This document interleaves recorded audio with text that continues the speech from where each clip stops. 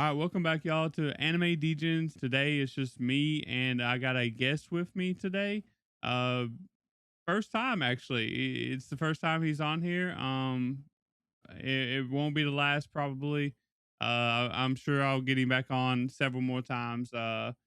This year maybe even. I feel like we always have a fun time talking in like all the other communities and discords that we're in, and even like when Sora does all his episodes on Twitch and stuff. It's always a fun time hanging out with him. So I'm glad I finally got the opportunity to get him over here and talk about some feisty. But yeah, I got Sora today. I'll let him introduce himself kinda and plug his stuff pretty much. Give the old elevator pitch. All right.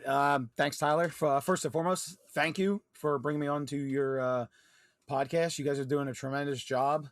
I can't talk about your guys' podcast enough. I promote you guys. Pete's podcast, some of the best content out there in my opinion, and some of the best upcoming new talent out there. Guys really putting out some great stuff. So I got to give you guys a lot of credit on that front. But thanks for letting me come on your show today. For those who don't know, my name is Nick from the Waifus and Weeaboos podcast. It used to be a weekly episodic podcast that unfortunately has turned into about 1 or 2 episodes a month, but I'm still putting out content whenever I don't have to worry about dealing with my full-time job, because that's life. I've been Waifus and Weeaboos has been around since the COVID era, which I think a lot of podcasts, have been coming around since the COVID era. Yeah, big boom, huge boom. Yeah. You had to do something for those 3 to 6 months, And while my content has changed from my original point of view, a lot of the stuff I talk about now is basically around currently airing anime that's in Japan. Openings, we could talk about openings, endings, for each season, stuff we want to look forward to, review of shows that aired each season, and actually probably my next episode is probably going to be coming soon because just finished the last show of the winter season. I had to finish was the Misanthropes class, whatever that show was. That was the ecchi one, right? No, there was no fan service in it. Oh, it was just a bunch of like mythical creature girls, or like mythical creature girls who wanted to be human, which at the end of the day it was a pretty cute show, but like there was nothing special about it. So that ended today. Today is Saturday. And yeah, so that's going to be the next episode is going to be the winter review. No spoilers on that front, but winter was pretty stacked. So. Oh yeah, it actually was. It's a crazy start to the year. And it don't look like we're gonna get any breaks anytime soon. It doesn't seem like so. No, the spring season's already shaping up to be a doozy as well. I ain't even finished with the winter yet. I know that you watch a lot more shows than I do. I think you average probably close to, I would say double, maybe a little bit less than double than I do. Probably on a seasonal watch through. I'd probably be up there. I think you don't you hit around like 30 plus each season. I'm at like 22 for this season already, just to check out the first couple episodes. But yeah, I'm up there. I get up there. And I usually stay around like the high teens, or like if I get around a 20 plus, it's usually a little bit too much for me, but I can do it. It's just, like last summer I done it, but it's very hard. So yeah, I mean, like I don't have much to do in my life. I mean, I do work full time. Yeah. I work 40 plus hours a week. But when I come home, I just do the same routine. I go to the gym and then I come home and watch anime and eat my dinner. So I get like a good 3 to 4 hours every night, sometimes 5, just watching shows. I don't watch cable television anymore. I don't really play video games anymore. My world revolves around anime, and I'm content with that. I mean, same as me, honestly. You're literally the same as me. So just work, go home, watch anime pretty much. That's it.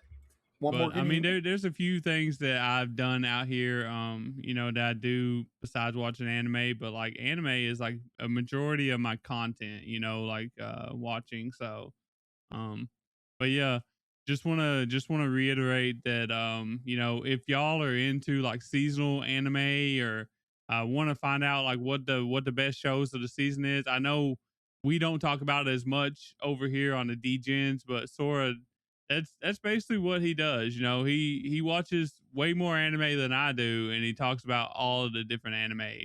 And he even talks about like best girls, best boys, like all that stuff, all the stuff that I leave out because I talk too much and don't have time to talk about it. So it's always fun hearing Sora's point of view on all the different aspects that I usually don't think about. So And I think for me personally, one of the things that I want to add on as to why, you know, I don't like, I'm not in this for whatever. I'm in this because I try to make, good content, and I want to be perfectly fair for all these shows that are airing. I think that I deliver a very unbiased and a very fair judgment on these shows that are airing. So when I do my seasonal review episodes, I kind of base it off not what I like personally, um, but what I think are, you know, either good or very bad shows. Now, at the end of the day, I know that's all an opinionated matter, but I still think I am fair in my scoring system, and I'm fair in talking about what specific shows. So, like, let's say, like for an example, let's say you have an etchy show of the season. Well, the etchy show of the season might be like, in the grand scheme of things, a 5 or a 6. But for people who like that sort of show, it might be like an 8 or a 9. And that's kind of the content that I want to deliver, that I try to deliver to my listeners. So yeah. if you're looking for something unbiased, I try to dive deep into these shows and give like a non-biased answer. Now, for my favorite females and males of the season, that's a completely it's called Waifus and Weeaboos for a reason. I got to rank my top guys and gals. Okay. Yeah, lots of bias there. Like we love biasy over here. So we have a lot of that. I can't hardly get away from it. So I'm glad that you're able to look at shows through unbiased eyes and give your opinions on them or whatever, because I can't hardly do that. And So that's how this episode's going to go. That's how this yeah, episode we're going to talk about is going to go. yeah. Well, it's gonna be fun because I do, I am going to be biased some, but like you said, you're not as biased, so it's going to be interesting to see what kind of things we're going to be talking about. So, it always is. But yeah, he's on Spotify, And you can find me on Apple, Spotify, Apple yeah, Podcast. Um, if you check out the Spotify, I have a Linktree account there. Click on yeah. the Linktree account. You can take me to all my Discord, do everything. And I will have the link tree in the description, like I always do when Appreciate it. guests come over here. So all you gotta do is click on it. He's got Twitter and all that stuff too. Post a lot on Twitter. Post so much on Twitter. Yeah, he posts way more than I do now. I used to post a lot, and I've kind of, I've gotten really busy. So if you want somebody to, follow on Twitter, he's your boy. So get all your takes right there. So, but you know, some of y'all might be wondering why we're here. What we're going to be talking about. I know I mentioned that it was going to be probably spicy and juicy or whatever. Y'all know what time it is. It's time for the Crunchyroll nominations for the award show or whatever. And that's why I brought Sora here, because like, you know, not many people watch as much as anime as I do, and there's some people that watch way more than I do, and I feel like it would only be fair to bring on someone that you know has that experience, has a bunch of shows under their belt. That way we can give a good opinion about things, because that's what this is basically. It's opinionated. All of this is what's best, what should win, what's out there, all that good stuff. So, but Crunchyroll, like they want to they want to take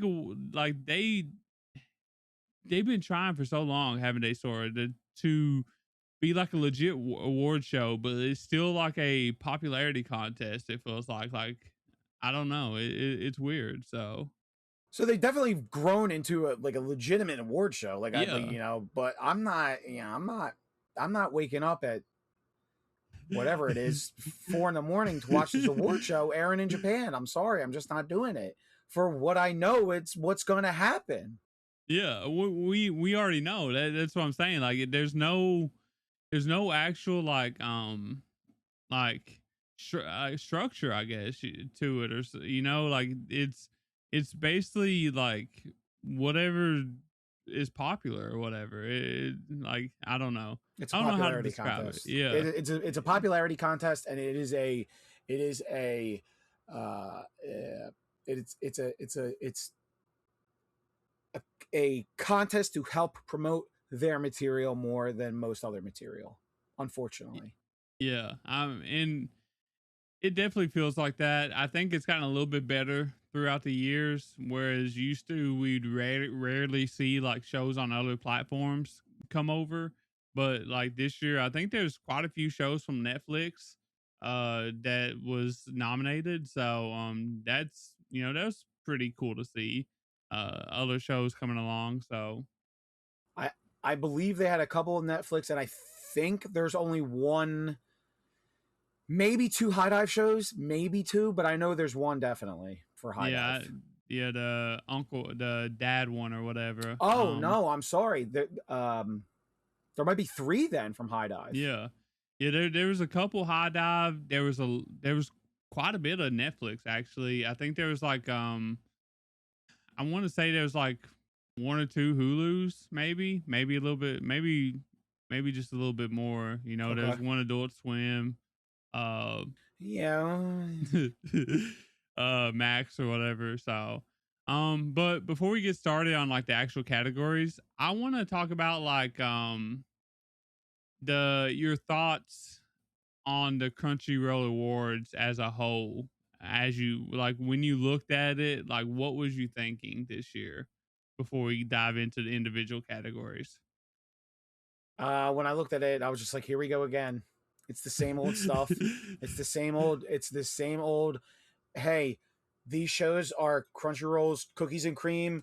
They're Crunchyroll's babies. They're Crunchyroll's kids. We have to keep pushing these shows. We have to keep pushing the agenda, and Yeah. that's what they're doing again. They need to change the structure of this award show to where they have to have, and this is just me spitballing off the top of my head. I didn't even think about this until I just came on right now. They have to have some sort of pre-voting voting. Okay? They have to have, here's your category, here's a list of 10 to 20 shows that are slice of life shows. We want you, the viewers, to pick your top 6 favorites and go from there. Now, that's not saying when the votes are done, Crunchyroll still might not pick their top 6 themselves, but you need to have some sort of structure to where, like, it's not clearly biased picks from and I say this all the time when I talk about Crunchyroll, a billion dollar company to be pushing the agenda. Yeah. And I mean they say so. Here's how the awards are supposed to go. It's how they say they go. Which you got your judges, your panel of judges or whatever. You got so many. I don't know how many there is, but there's quite a bit. They don't do And nothing. yeah, and which is a and shame because one of the guys that I mean, I don't know if you know him. I don't know if I want to. I don't want to know if I plug his name, but really awesome dude, puts out really great content. I'm pretty sure he's in. I'm pretty sure he's in Pete's Discord. Like, fantastic. I don't talk. I will well, never talk ill will on him. So the thing is like it doesn't really matter that there's like several like really good judges that are gonna Yes. like actually push the correct shows forward. You know what I mean? Yeah. Because it doesn't matter because like you got so many other judges that literally shouldn't be there. You know No, what I no, mean? 100% agree. That's exactly So right. it takes away from judges like them when you have judges that. One of my issues with like Crunchyroll Awards, for example, is like it feels like the judges, like a majority of the judges, only watch like 15 to 20 shows a year, if that. And those 15, 20 shows are literally like popular mainstream shonen shows or whatever. And I think that's the issue is that Crunchyroll doesn't know how to choose judges. And they don't have like guidelines or restrictions or like a vetting process or anything like that to choose the judges.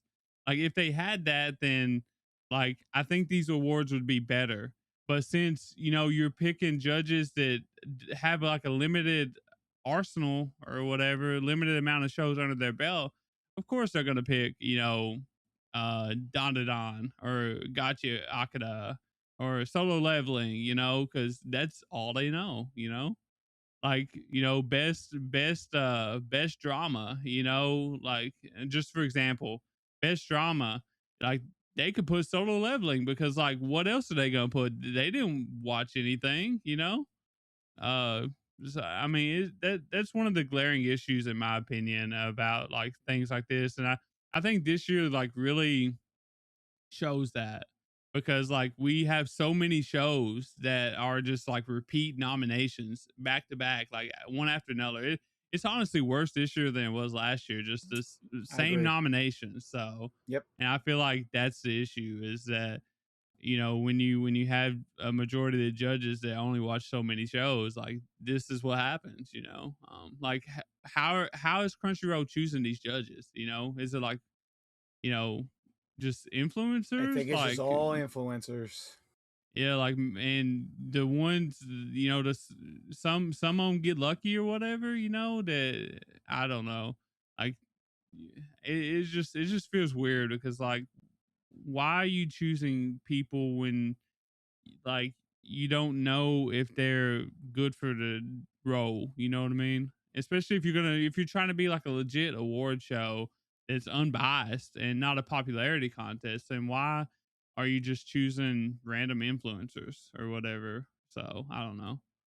Um that's my big gripe about like how things are run, and that's why we get what we get. So I That's feel right. like so. Yep.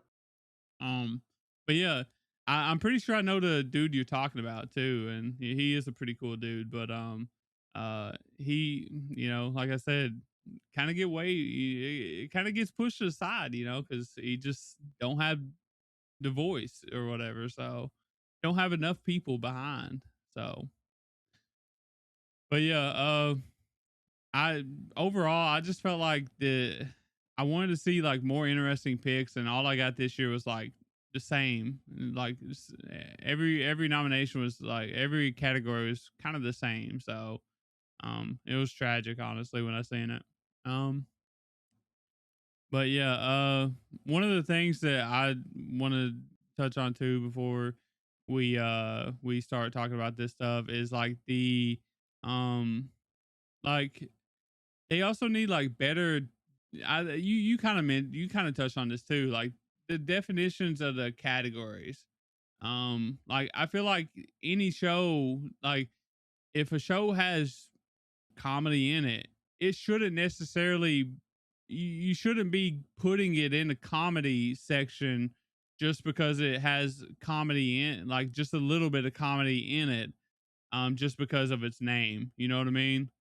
Uh, like you should be putting like the best comedy, the best show that does the best comedy or whatever. You know what I mean? Like the best romance, the best show that does romance the best.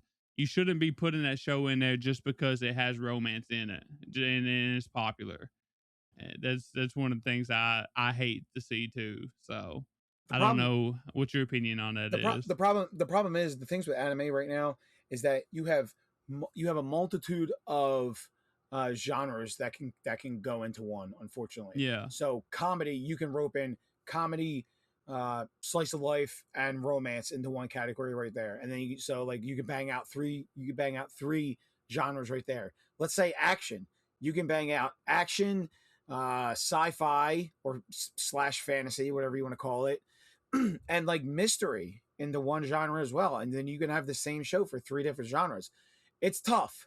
It really is tough. I think what people need to, or what we need to uh, have a better definition of, is what are these shows. Give them the singular. Give them a singular. What is their show genre, and then end with that. So, for example, I'll give out two examples. My Dress Up Darling is a romantic comedy. Mm-hmm. Simple as that. I don't think it's a romance. I don't think it's a comedy. I don't think it's a slice of life. I think it is a romantic comedy. There is a budding romance between our two main characters, and there is a bunch of hilarity in this show. That is a romantic comedy. Second example, to base off of that, is The Fragrant Flower Blooms With You. That is a straight romance. Yes, you might be considering it a slice of life because it's two people who are meeting each other, two people who are developing feelings for each other. Well, guess what, ladies and gentlemen? That is a romance. That is a straight romance, and it should only be in the romance category. Now this is my own opinion. This is my own opinion. So, and I think that's the problem with these awards, is that you can have multiple, like my goodness gracious, like you can have like Apothecary Diaries in Anime of the Year, in mystery, in drama, in fantasy, and sci-fi, because there's drugs, and you could have a show in 5 different categories, and it's like, how is that fair? You Yeah. know? See, that's what I'm saying though. Is like it shouldn't be able to be in that many categories because you should be only putting it in categories that it is the best at. You see what I'm saying? I agree Like 100%. you like Apothecary Diaries, mystery drama. Like that's what it's good at. That's where the show shines. So like you should be putting it in that. Like just because it is popular, you shouldn't be putting it in like fantasy or whatever. Just because like the name is popular, but it fits in fantasy. But is it truly the like top 6 fantasy show of 2025? Probably not. You know what I mean? So like just based on that element alone. And I'll give So some of these shows credit, man. Like, it is tough sometimes. It is tough to differentiate, because we bring up Apothecary Diaries as an example, and I got to tell you, the drama and mystery in the show is crazy. Like mm-hmm. it is definitely a heavy drama show, and it is definitely a heavy mystery show. So like shows like that bring like a very strong forthcoming of like, hey, like these are our, like this is what we excel in. Maybe you could do something along those lines, but I think we need to differentiate between like what is what in terms of genre, in Mm-hmm. terms of And categories. I'm pretty sure like one of my good friends over at like the 950 club, like they have the same like I guess ideal as you as far as like what Crunchyroll should do as far as like this stuff goes.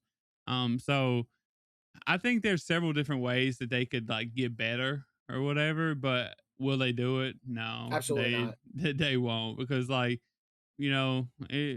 it's like Sora said, it's their show. It's advertisement or whatever. So for their shit.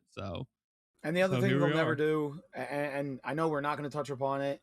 We didn't even talk. We didn't even want to talk about it, but I'll just talk about it real quick.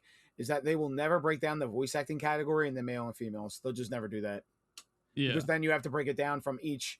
You have to break it down in each language: French, German, English, Japanese, and because they support so many languages that they would literally have to break it down between each language. And I think they have like 8 or 10 languages in their arsenal right now, and they would just never do that. And it's a shame, because while I can't really discuss anything about other language other than English and Japanese, there's just an incredible amount of uh, Japanese voice actors and actresses that are not getting their due credit in terms of some of their roles this year, and it's very unfortunate for them, because you see some of these actors over the previous years and they take great pride in their work, and it's just a shame that some of these folks are just not getting their recognition, which is just, it sucks. Yeah, they're just as good. They're trying just as hard as, you know, what we listen to. Yep, You 100%. know, and just because, like, you know, they're in a different, they're not like one of the main, you know, uh languages or whatever, it doesn't make them any less different, you know what I mean? So Well, and to be fair, on my part, I actually said I only know of the Japanese and English voice actors. There was like this one time on Twitter where there was like a clip of when Chainsaw Man first aired, of Power going around, like when she was in, like, I don't know, like one of the first early episodes of Chainsaw Man, and it was the Spanish dub actor of Power, and I was like, maybe I should start listening to Spanish Chainsaw Man now, because this actress sounds kind of hot, but I digress. That's a little, you know, taste of what you get. But yeah, I was like, oh, okay, Spanish, okay, muy bien. Okay, yeah. I haven't seen that clip, but maybe I should go find that. I'll have to try to find it and see what's up. Yeah. So, but yeah, with that being said, you know, like, I just want to talk about, like, you know, Crunchyroll in general before we, like, got into specific things. Did you happen to get like a nomination count by show? I haven't even filled out my thing yet. Okay, I got you. Well, I just want to let you know that Don got 17 total nominations. It was the most. So, My Hero Apothecary Diaries got 12. Gachi Akata got 11. Solo Leveling got 8. And that was like the top getters. But, you know, Down to Dawn with 17 was crazy, because I'm pretty sure like that's a majority of the awards. Like, I think there's not many more categories. Yeah. Like, they're literally in almost every category, I feel like. So, but so the first category we're gonna talk about is Anime of the Year. Obviously, it's the, you know, the biggest category, all that good stuff. We got the nominations. We got Dandadan season 2. We got Gachi Akata. We got My Hero Academia, the final season. Takabi's Original Sin. Apothecary Diaries season 2, and The Summer Hikaru Died. You want to go first, Sora? What's your thoughts on this? I think 4 out of those 6 shows do deserve to be there. I think Dandadan deserves to be there. I think, oh man, I'm drawing a blank. I think Summer Hikaru Dies deserve to be there. Apothecary Diaries deserves to be there. And I think, what were the other 3? I'm drawing a blank right now. My Hero, Takopi, and what was the other one? And Gachi Kuda. Yeah, Gachi Akata. You can make an argument for My Hero being on there or not being on there. I think it's on there for sympathetic reasons. I did think the final season was very good. And while I will say that I thought Takopi was pretty good, I don't think a 6-episode show, for me personally, should be considered to be in an Anime of the Year category. That's just me personally. And Gachi Kuda's on there to just press the agenda of it being a Crunchyroll show. Let me be fair though. I loved Gachi Kuda. I thought it was a great show. Yeah. I enjoyed it thoroughly. All right, but they're like, I'll give you some shows that I think should have been on there, that should have been replaced, that should have filled that void instead. I think My Dress Up Darling should have been on there. I think My Dress Up Darling season 2 was, fantastic. I wouldn't say better than season. I wouldn't say way better than season 1, but I thought it was better than season 1. I really did. How Solo Leveling season 2 was not on that list blew my mind. It blew my mind. You know what this means, right? This means that Solo Leveling season 1 is better than Solo Leveling season 2, which is not true. Which is not true at all. In my opinion, season 2 blew season 1 out of the water. I'm right there with you. Yeah, season 2 was so much better than season 1. But that's also saying that season 2 is worse than season 1, and season 1 is better than Frieren. And that is insane to me. Yeah, because season 2 is the only reason why Solo Leveling won that year. yeah, the island arc in season 2 was incredible. Like, I was on the edge of my seat the entire time, in all honesty. When I see no Solo Leveling on this for anime of the year, I was like, there ain't no way. There's no way. There's no way that Solo Leveling season 1 is better than season 2, and this right here is saying it. So yeah, they didn't want to keep with their agenda. Apparently, I do not know. Um, I thought Medalist should have been on there. In all honesty, yep. I thought To Be a Hero X should have been on there. Mm-hmm. We'll probably touch on about my opinions on To Be a Hero X later. I don't want to get heated right now.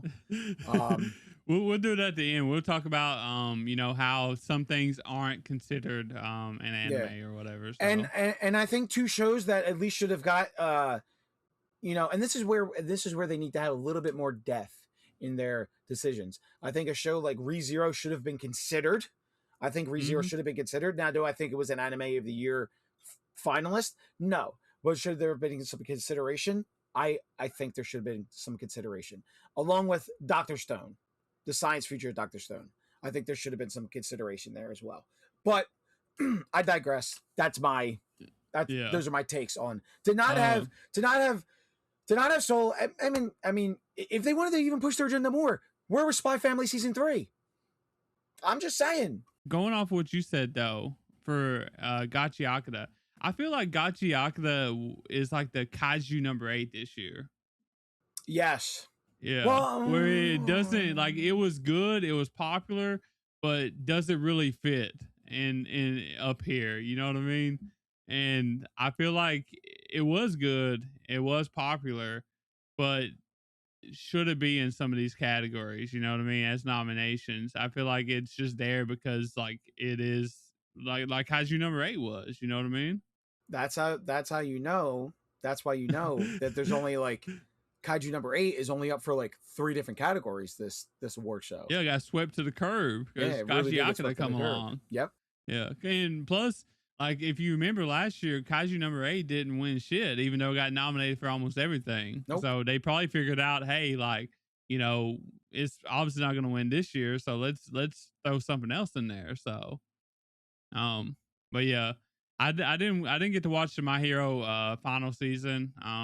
I kind of felt like maybe it was on here, like it was on like a lot of different categories too, because it was the final season. It was pretty great. I will give it credit where credit's due. It was pretty fantastic. For not being a manga reader, like I was just like, this is pretty damn good. Yeah. Takabe's Original Sin, I think that was one of my top anime of the year, but I'm kind of like leaning towards what you're saying. Like, it's hard to like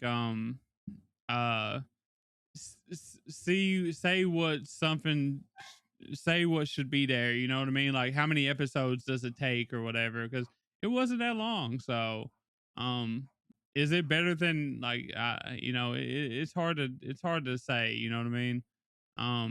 But Solo Leveling was a big miss there. I feel like it should have been there considering what we've seen last year. Medalist should have been there, but when you only have so many thousands of people watching Medalist, it's hard to get there. So, but it should have been there. Apocalypse Hotel, I think it could have been there too, but it is what it is. Same thing with Medalist. So, but who's your winner here? Apothecary Diaries. Yeah. Okay. By a million. Yeah.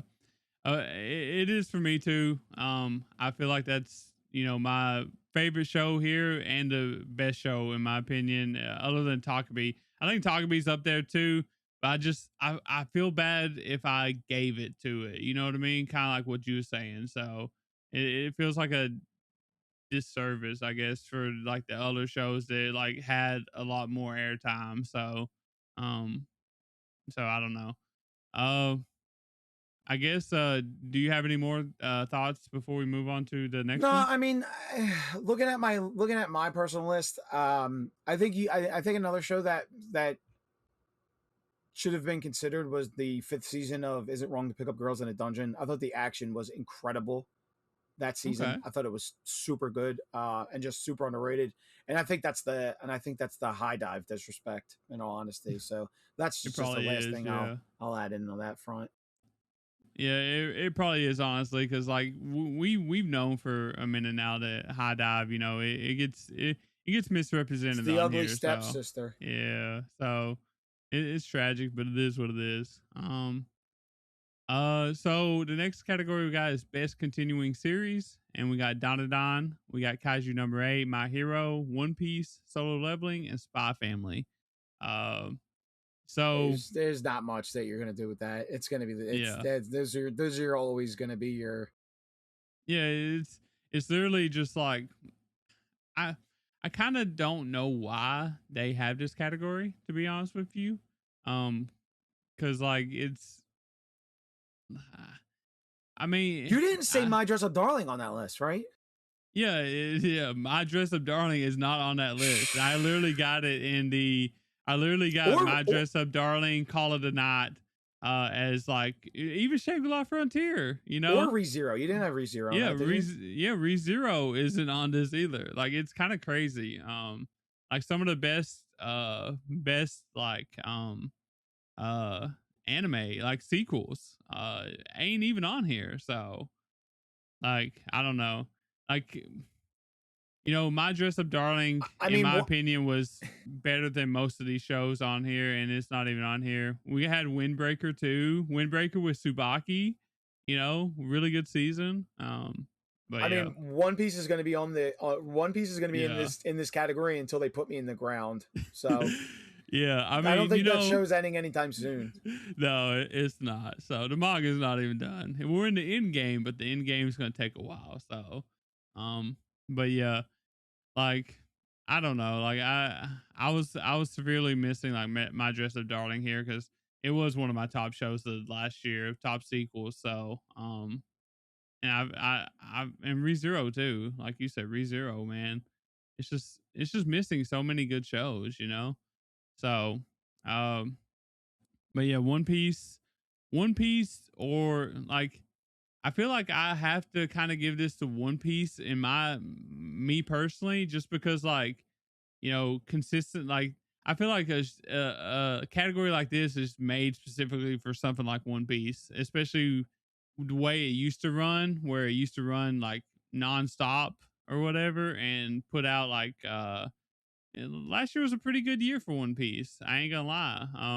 Now going forward, like I don't know. We're only gonna get like 2 hours a year now, so instead of 4. So we'll see. But it, I feel like One Piece or Solo Leveling would be my picks for this. Since my dress up isn't here, so Well, for me personally, I probably would pick between either Spy Family or Pocket Theory Diaries, just because of those are the two I enjoyed the most.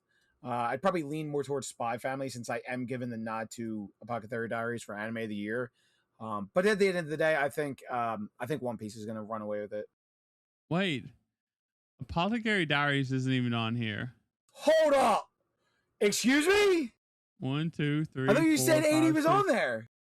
No, it's Don, Kaiju number 8, My Hero, One Piece, Solo Leveling, and Spy Family. I didn't even notice that. How? Okay, so Wow. how Okay, how did Apothecary Diaries get nominated for Anime of the Year when it wasn't even nominated for Best Sequel? they need to have writing categories. I'm sorry, they need to have write-ins. They What is need going to. on? I'm glad you're here because I didn't catch that. Yeah, I So guess I'll give it the Spy Family. I mean, I enjoyed Kaiju number 8. I enjoyed Solo Leveling. I'd probably give it the Spy Family, but I think that's crazy. One Piece is gonna set sail with it. Yeah. Like that's honestly crazy. That blows my mind. I was actually looking at that too, like if all the animated years got nominated for like best continuing or best new series, and somehow it slipped through. It's my favorite and one of my top anime ever, slipped through my fingers right here. So but if Pocket Diaries is here, that would be it for me.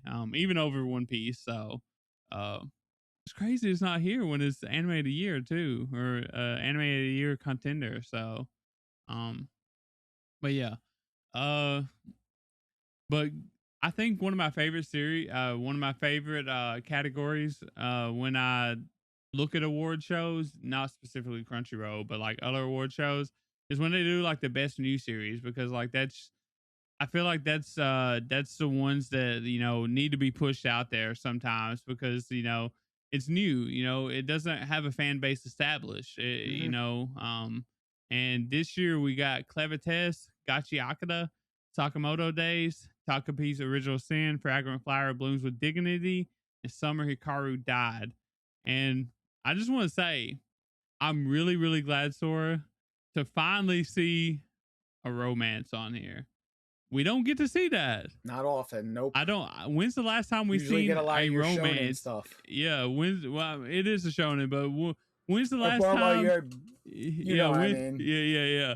When's the last time? When's the last time we seen a romance in like a best new series category I in the could not tell Crunchyroll you. Awards? I I could not can't tell tell you. you. I can't tell you either.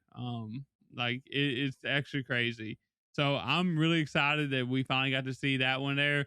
Shout out to the judges that pushed that agenda, because I y'all know ball. So um also cool to see Clevitis here. Shout out to Clevitis. Yeah. Big hype Uh, seeing Clevitis on there. Their only yeah. nominee. Yeah. Will I be voting for him? Probably will be, just out of pure sympathy for them, because they do not stand a chance in this category.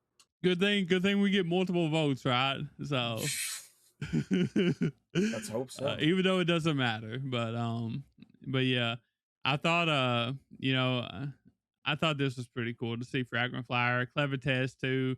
Um, I wasn't the biggest fan of Sakamoto Days. I don't know about you, but you know, it is what it is. I enjoyed it, but Yeah. it's I enjoyed the first season a lot. Second season was okay. Mm-hmm. I personally don't have any problems with this category. I thought the choices were fine. Yeah. Maybe you could have changed Sakamoto Days again with Medalist. I think Medalist is missing out a lot here. I think it'll be like a recurring.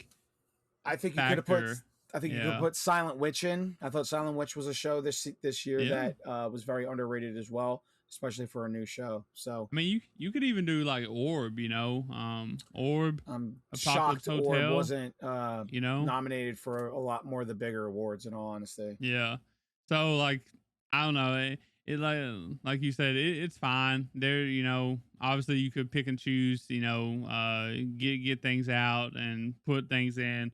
Obviously, they missed a few. You know, Medalist is going to be like one of the things we talk about a lot, because it was a really good show, really good first season, and you know, we don't see it you know, any. So not at all.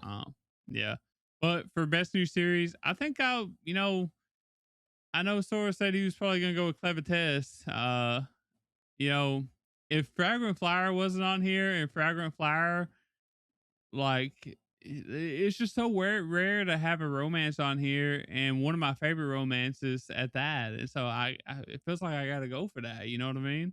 Don't get me wrong, I love Fragrant Flower, and I think it is better than Clevitis, but I gotta try to push my Clevitis agenda while it's there. Exactly. I love it. So, which Takabi's Original Sin's on here too, but like Sora says, we're all about the agenda here, and you know, I gotta push the Fragrant Flower agenda too when I can. So, this is where the biasy comes in. But yeah, really cool category.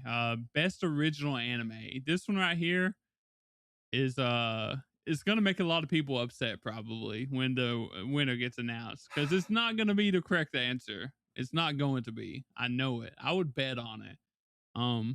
But we have Apocalypse Hotel, Digimon Beat Break, Lazarus, Mobile Suit Gundam G-Cux, Moonrise, and Zenshu. Like, I don't really know if I could actually add anything to these. You know, maybe Turkey, but like, you know, I haven't watched like a lot of these shows. You know, I've only watched 3 of the 6. So I could definitely shoehorn Turkey in there, you know. But you know, it's nobody watched it. You know what I mean? So maybe Milky Subway, if that's original. I think that's a really good show. Nobody watched that either. So, but Zenshu was really good. You know, Apocalypse Hotel is my winner, obviously. Um, the rest of them, I either haven't watched or I didn't care for. So here's my view on it. Um, I'm gonna let your viewers know that I was not the biggest fan of Apocalypse Hotel. Yeah. I'll just be that. Now, be that as it may, I've said this earlier that I give credit where credit's due. I do think it was a very good show. Mm-hmm. It was just not my cup of tea personally. Does it deserve to be in this category? Absolutely, it does. Yeah, I don't think there's many more that you could put in here. Is it going to win? Absolutely not. Mm-hmm. Absolutely not. We all know what's going to win. Lazarus is going to win by a Sunday mile. Yeah, by a Sunday mile. And let me be clear. I liked Lazarus. I feel like I'm one of the few who actually did not hate on Lazarus. Did it have its problems? Oh, of course it had its problems. But I enjoyed it. I enjoyed it. I enjoyed some aspects of it. I feel like, you've probably heard me talk about this before, but like Lazarus would have been better if it went like the Cowboy Bebop style. I 100% agree. Bounty hunter mission type shit. Maybe not even have like a background story or whatever. Just let them do missions, And that's kind of what they set up for season 2 or whatever. And like if they do that for season 2, if they come back for season 2 and do that, I'm totally watching it, even though I didn't like season 1. But the only thing that dragged down season 1, in my opinion, was the storyline. So they felt like they picked the story and they didn't know how to make it last that long. So I think if it was 24 episodes like how Bebop was, they could have made it work. It could have been better. But it was just a lot of, because Cowboy Bebop suffered from, I wouldn't say suffered, but it had the same, it had the same concept of, hey, here's our main portion. Like, here's why we have Spike doing what Spike is doing, and this is where we have to end. It took 24 episodes. They got there. All right. Yeah. Here in Lazarus, this is what we have to do. This is what we have to find out. Let's get there. Oh, okay. We're adding all this mumbo jumbo in here, like how Cowboy Bebop did. Cowboy Bebop just had a whole bunch of random episodes thrown in. They're some of the best episodes in anime, in my opinion. That might be grasping at straws a little bit, but as a Cowboy Bebop lover, I would say some of these episodes are very iconic in the anime community. Let's just say. Yeah. For old heads, I wouldn't say about new heads, but for the old heads, some of these episodes do it. And I think that's where Lazarus failed at, is that it needed to be longer. It needed to be 24 episodes. It needed to be maybe 22 episodes. I just think the main focus shouldn't have been like the story, like the world ending, and they gotta find Skinner or whatever, because like that was the most frustrating part for me, is like everything that they showed us just didn't matter. You know what I mean? So because they just kept on like, going in circles or whatever, like it felt like, and I don't know, I just got really frustrated. But like everything else about it, like the action scenes and shit, like that was actually really good. It was really, it was cool parkour. It was cool action scenes. It was really good, action. So I really enjoyed it. It did remind me like of a Bebop-ish in a way, in that style, So but yeah, Lazarus definitely gonna win. I mean, Ninja Kamui won last year. I think that was a Adult Swim show too. So yeah, I'm gonna be voting for Zenshu. Personally, Zenshu was good. I like Zenshu. Yeah, if Apocalypse Hotel wasn't here, I'd be voting for Zenshu too, because Zenshu really done a really good job. So as for an original by Mappa, for all people. So the next category we got is best animation. We got Dandadan, we got Gachiakata, we got My Hero Finale, We got One Piece, we got Solo Leveling, and we got Takabe's Original Sin. And I, d- I guess I'll say first, like, I think Gachi Akata was all right, but I don't think the animation was that crazy. Was it? I think it was. It was? You think so? I think it deserves to be up there. Yeah, it had that. I don't remember like any crazy scenes. You know what I mean? I think that I think like the paint, like when they brought in the painting kid, I thought that was Oh big. yeah. And I thought a lot of the stuff with Amo, I think her name was, like a lot of stuff the with drawings Amo, and stuff. yeah.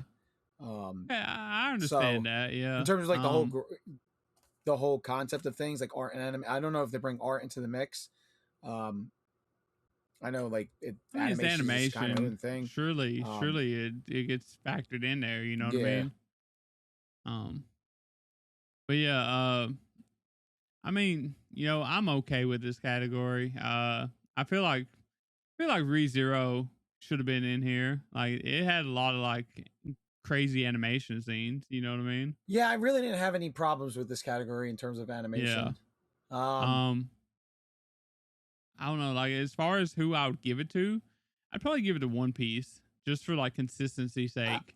Yeah. So I'd probably give it to Dan, and I honestly think it's going to come down to either Dan or One Piece.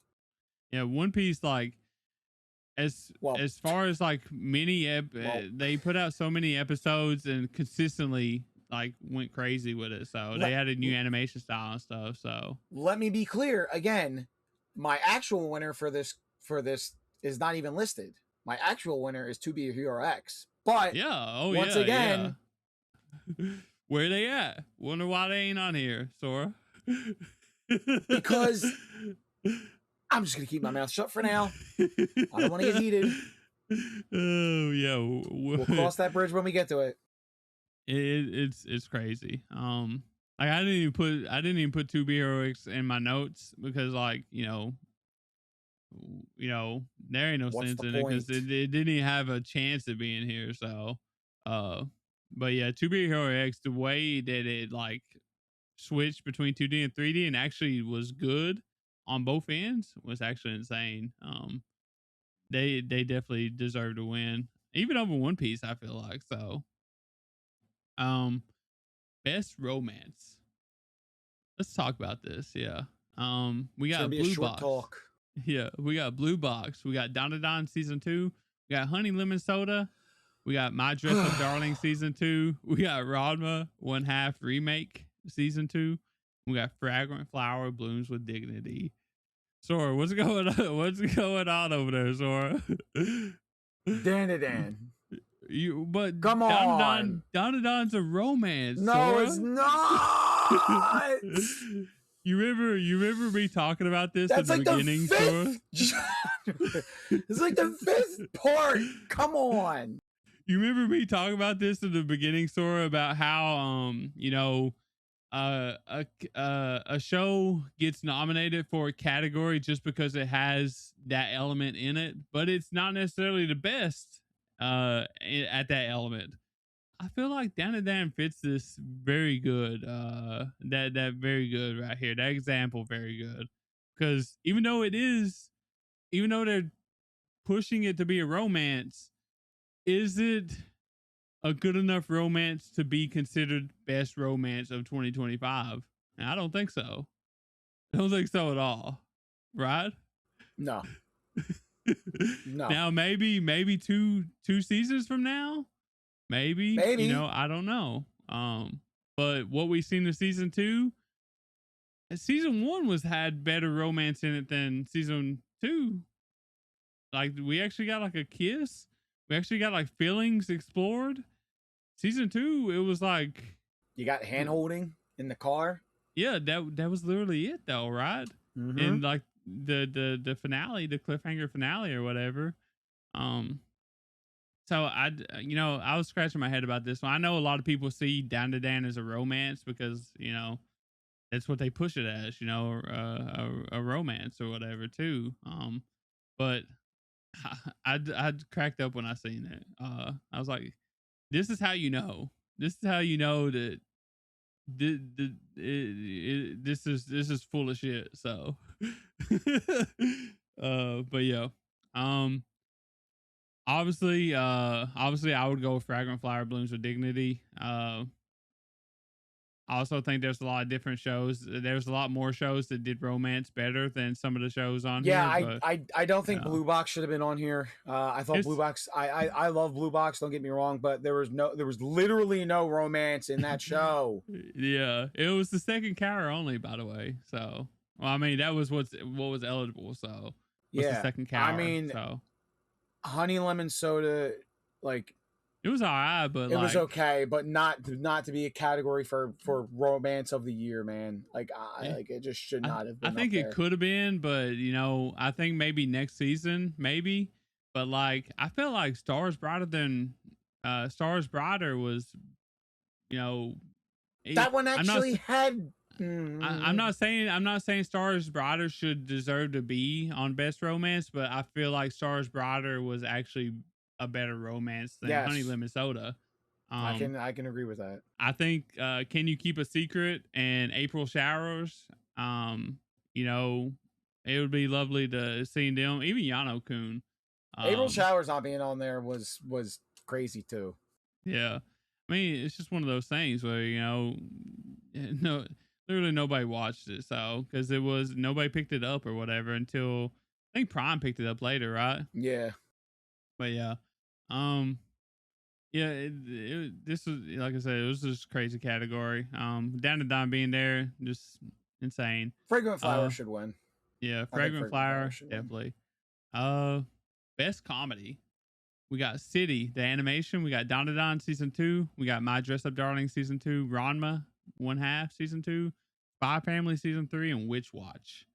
So I'm gonna say this first and foremost. Witch Watch sucks. Witch Watch. Okay. The only thing about Witch Watch is the comedy, and the comedy was only good sometimes. I'll give it credit. The first 12 episodes was watchable. Yeah. And I was like, okay, this show's okay. That's why I dropped the second half, terrible. That's why I dropped it. So it I was didn't make so it. bad. I didn't make it to the second half. So, dude, it was so bad. Count your blessings. You didn't have to watch that. I feel like if it would have stuck with like the like shenanigans, the early shenanigans or whatever, Yeah. it would have been a better show. It would have been a much more enjoyable show. That show sucked the second half. But yeah, Witch Watch was crazy. I mean, I get it. Not many people, watch comedy probably. So they just throw whatever they can think of on here. What else you got? I wasn't huge on City's comedy. I thought City was a beautiful looking show. It was first and foremost, but in terms of comedy, I like. I don't know what else is out there that could have been in this role to take City out of it, so I'm okay with being on there. Same thing with Ranma. I tried to give Ranma my time of day, but it is what it is. But for my own personal awards, and for this one, I'm giving it to Spy Family season 3. In all honesty. Okay. Comedy's hard because, like, as they say, comedy's subjective, or whatever. And I think I'm the same way as you with City. Like, I applaud what it did because it looked good and it was crazy how they did it. I tried to watch it. I did not finish it. Because like it just wasn't funny. Like there was only like a few bits that made me chuckle. You know what I mean? And like I think that was during summer season 2, if I'm not wrong. And like, that was a really busy season for me. So like, if it wasn't vibing, then like I didn't stick with it. So, Witch Watch I didn't stick with. I Dress Up Darling. It had like a lot of funny moments in it. I think season 2 had a lot more serious and yeah, it did. Like not like ha funny moments, but that's funny moments. Yeah.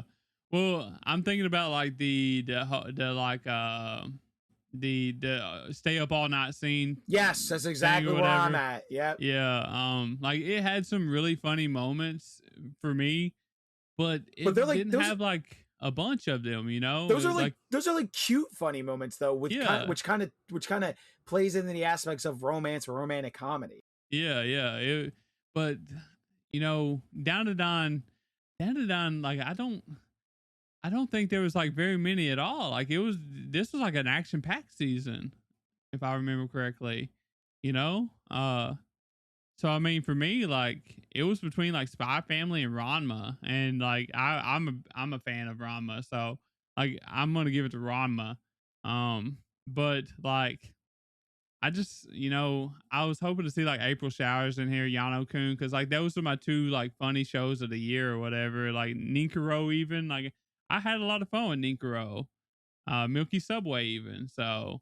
Um, like those are some really good comedy shows or had comedy elements in it or whatever that made me laugh a lot. So, but Ranma, I feel like it's the best choice for me on this category. So, uh, you had anything else to say about the comedy category? Nah, not really. Okay. All right. We're going to get to the best action category. And we got Dandadan, we got Gachiakata, Kaiju number 8, My Hero Academia, One Piece, and Solo Leveling season 2. Um, for me, I feel like Solo Leveling is probably gonna be the one here because, like, for me, because like, what is Solo Leveling about? It's literally about action, and season 2, like, that's all they give us, and it done a really good job, I thought. But I mean, like One Piece was up there too for me because we had like the end of Wano and the Egghead arc or whatever. But I don't know. I just like Solo Leveling a lot more as far as action goes. What about you? I'll tell you what should be on this list is To Be a Hero X, because literally every episode was just nonstop action. Every episode was action. It was action every episode. So, To Be Hero X is so Solo Leveling. That's what the show is supposed to be about, right? To Be Hero X is literally that's what the show is supposed to be about too. It's building up to a battle royale. So a battle royale. Like if a show's like literally building up to something like that, all for like a big brawl, like where's that? I know where it's at. Y'all know we'll get to it eventually. I keep saying we'll get to it eventually. I don't want to pop off, but in terms of action, like for my personal awards, I gave it to Solo Leveling too, and I'm going to vote for Solo Leveling too. Like again, the Ant Island arc was just it blew me out of the water. I mean, like I said, that's what it does, and that's what it's good at, and it truly was a really good time. So, best isekai. I don't know a whole lot about this one because I only watched like I pick and choose my isekais. I'm an isekai junkie, so I got your back. Yeah, so I only watch a few isekais here and there, only if they really grab me. I used to be a big isekai fan, but it's kind of went downwards since all the slop has been rolling in. So but best isekai, we got Campfire Cooking in Another World season 2. We got Twisted Wonderland, which is a Disney show that was on Hulu. We got From Bureaucrat to Villainous, Dad's Being Reincarnated, which is the high dive show we was talking about. We got Konosuba, I think it was like 2 episodes, OVA, ONA, whatever you want to call it. We got ReZero season 3. We got Zenshu. So I haven't I watched some of the Bureaucrat one on High Dive before my High Dive went crazy. Still need to watch that. Konosuba, I haven't caught up all the way. I really like Konosuba though. Should two episodes be on here? I don't know, man. It's like the Takapik thing, It's weird. Zenshu is really good, but ReZero is who I'm gonna pick because it was the first time ReZero come back after a long time, I'm pretty sure, and like it was a banger season. So in my opinion, yeah, I think this category is pretty much locked up with ReZero winning it. In all honesty, Zenshu was good too, though. Zenshu But is good. ReZero, man. Zenshu's good. Campfire Cooking is good. I enjoyed Bureaucrat to Villainous. I was shocked to see it get nominated for an award. The two Yeah, episodes me with too. Konosuba were fantastic. Mm-hmm. And Disney's Twisted Wonderland was god awful. So I heard about it. That's why I didn't yeah, watch it. I watched 3 episodes and I was like, I cannot keep up with this garbage anymore. It was bad. And ReZero season 3 was fantastic. Anything you think that got left off? Because like I literally don't. In terms of being left off, not really. Like, what? A lot of the other isekais were like level 99999 gotcha, which I like that show. I think it was an underrated show. That was High Dive too, wasn't it?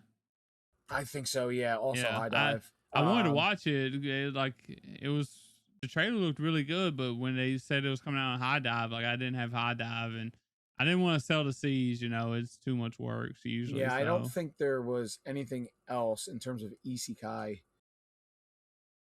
that I would put in there, in all honesty. So yeah. So I mean, I get maybe they done it pretty decent. I don't know. I was surprised to see Twisted Wonderland in there, considering how bad it got shit on by people. But I guess it is what it is. That's Sony trying to butter up Disney. Yeah, Hulu. Yeah. Yeah. They didn't have very many shows, so you gotta put them in there when you can.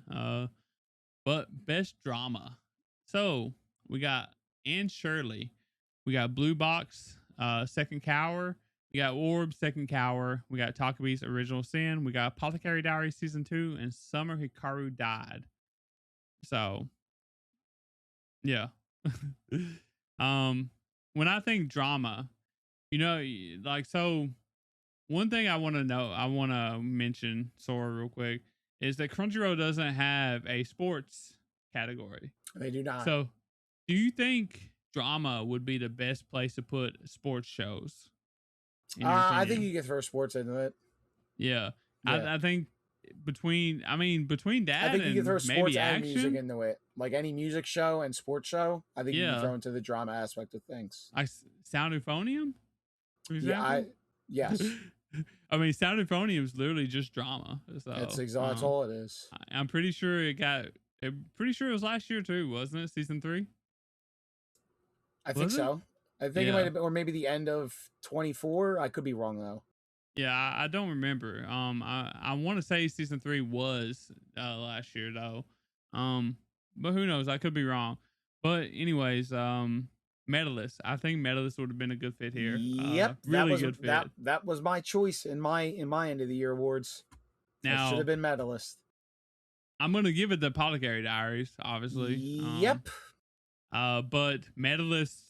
If Medalist was here, then I might have to think about it a lot more, because like Medalist is a lot of drama, even though it is a sports show.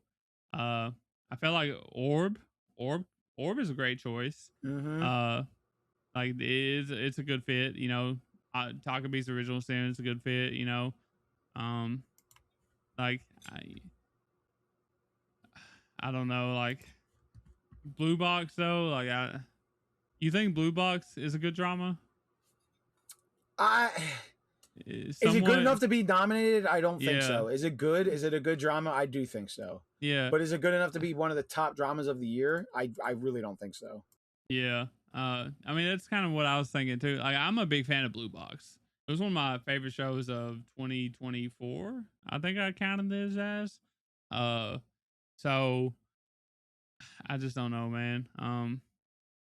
I think Call of the Night's missing here too. I think Call of the Night was like pretty good drama, in my opinion. I mean, right? that's you could throw there, and you could throw that in there. Yeah. If we're talking about music, I would have thrown "Rock Is a Lady's Modesty" in there too. Yeah. I mean that too.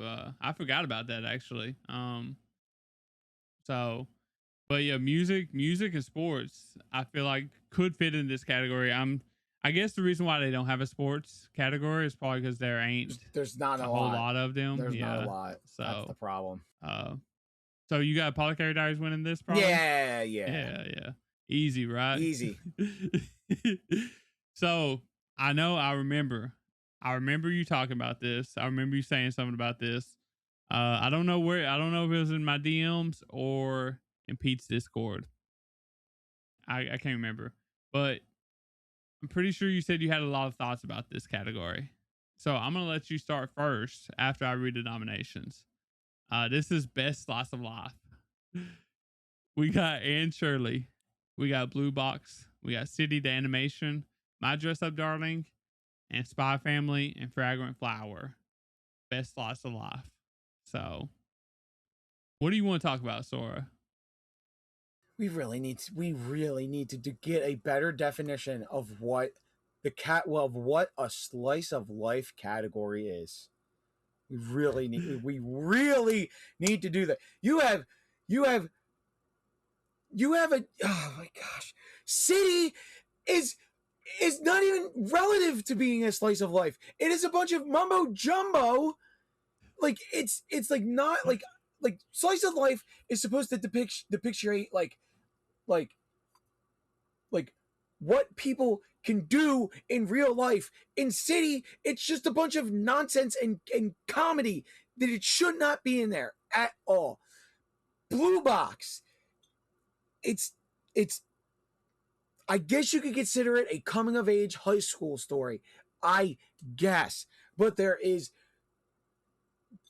what happens in that show doesn't necessarily always happen to people in real life. I'm sorry, it just doesn't. And Shirley, the show takes place in the early 1900s, late 1800s. I can't really speak of what's going on during that time frame. Could it be based around people's lives in Canada during that time? I don't know. I love My Dress Up Darling season 2. A lot of the stuff is not something that's relatable, in my opinion, in terms of like real life stuff. That's why they make shows like this, because they make shows like that to have Marin be a perfect female and Gojo being the male who, yeah, while he's flawed, the male audience can relate to him. And I guess that's where a little bit of the slice of life comes into effect. But at the end of the day, we're trying to find our Marin, and our Marin is, still out there for some of us. I think that so I kind of think the way that Crunchyroll considers Slice of Life is like showing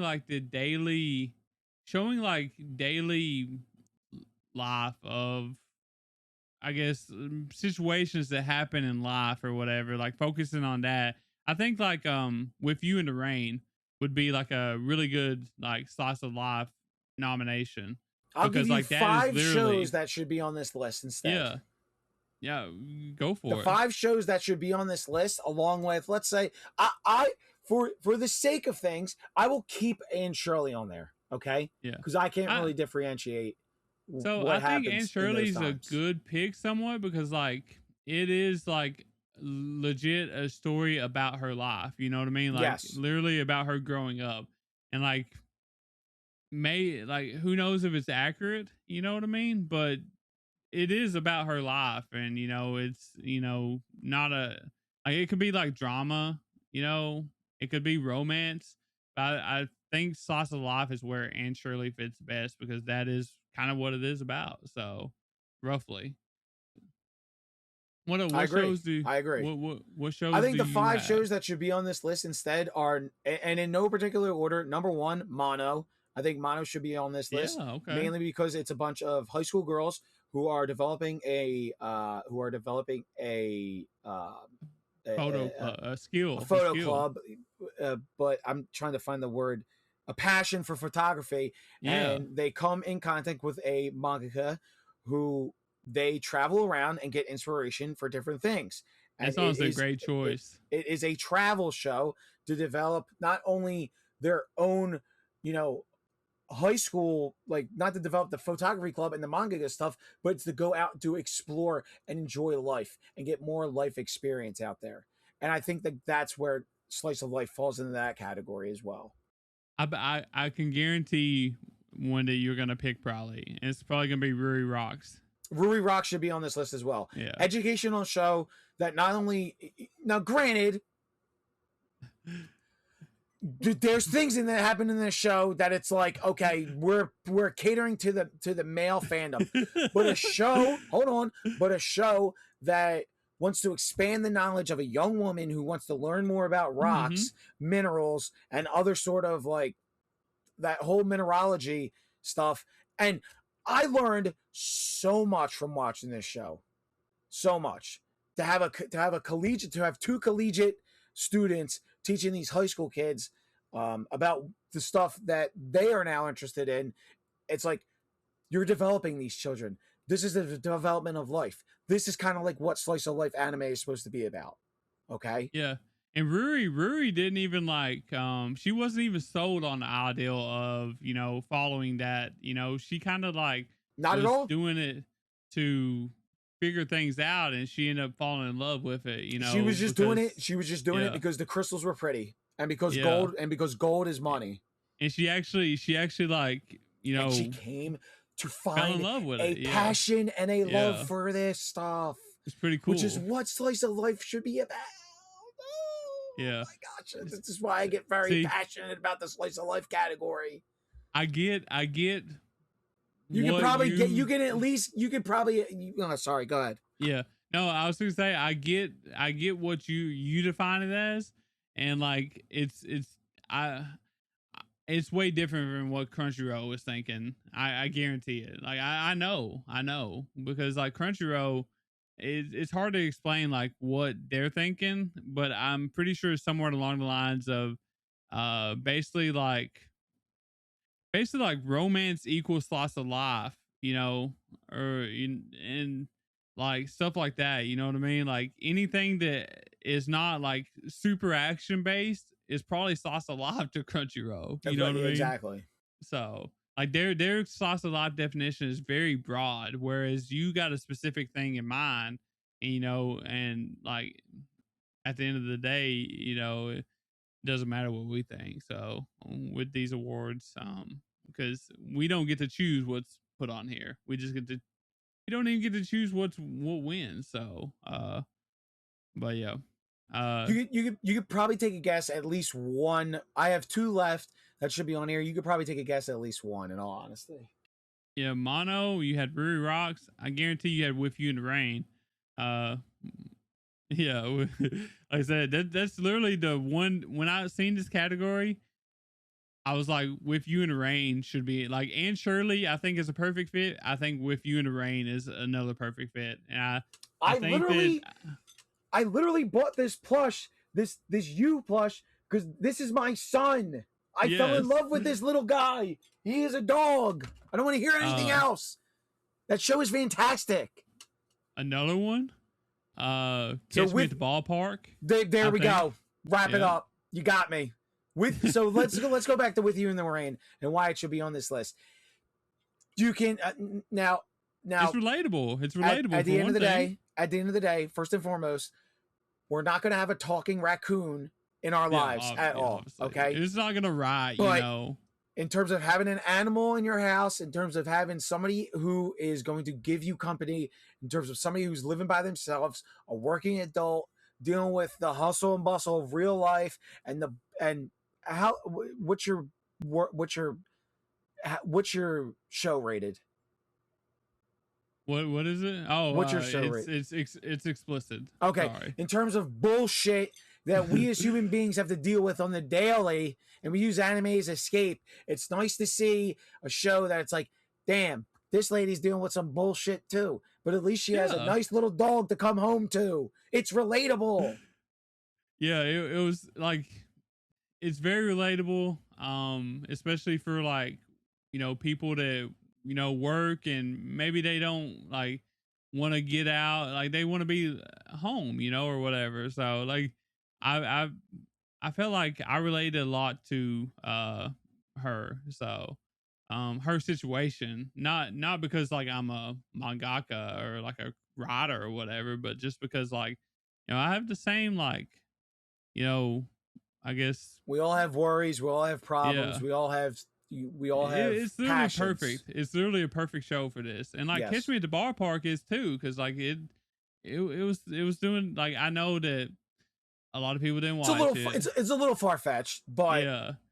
Like a lot of people seen that show and they're like, "Oh, this is gonna be about baseball." Well, it kind of was, but it wasn't. It was about like the all the things surrounding baseball or whatever, like the life, and the folks that use Yeah, baseball as an outage to do like from their childhood, like relatability. So, 100%. memories, nostalgia, which would be perfect in this category, even though, like I said, it didn't get a lot of um attention. So, but yeah, some really good salsa lots got left out. If I was picking one off this list, I would probably go with Anne Shirley because I think that's kind of what Anne Shirley is. It's just a slice of life about Anne Shirley. So Yeah, um, I am unknown what I would pick right now.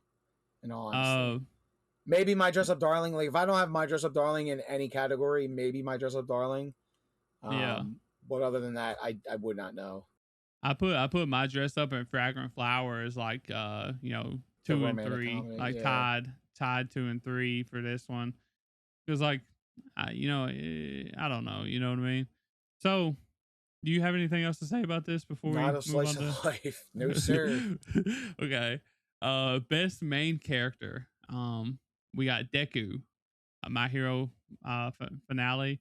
We got Mao Mao, Apothecary Diaries, Momo, Dandadan, Okarun, Dandadan, Rudo, Gachi Akuda, and Jinwoo Solo Leveling Season 2.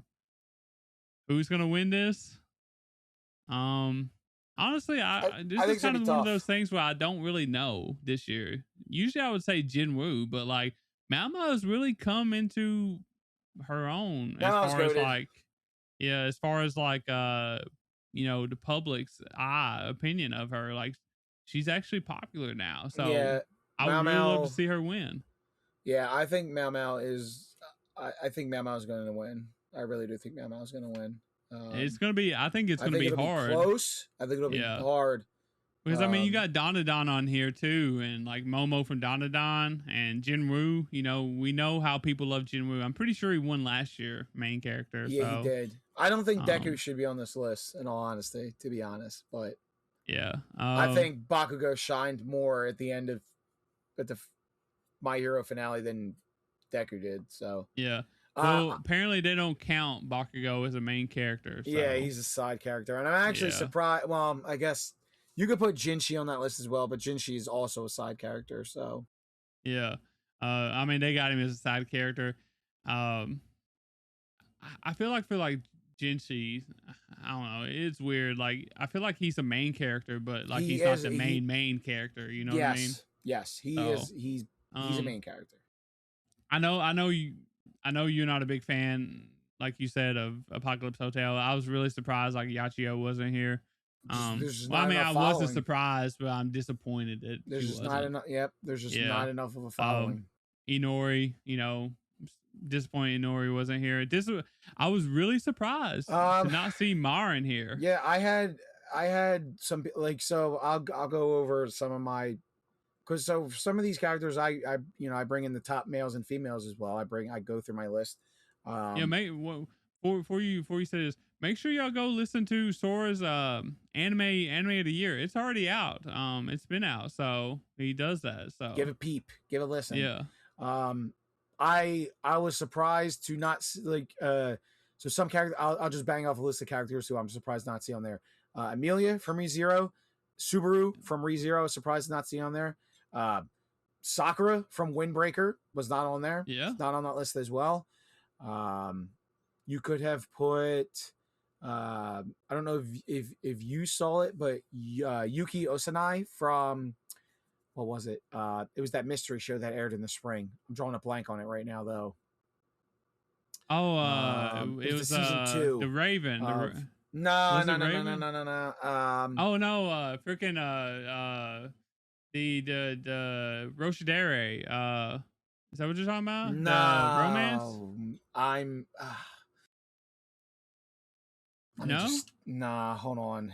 Wasn't that her name too? In Aya? No, that was just Alia. I thought Yuki was chick in that. So. I wish I had it on my Shoshimin.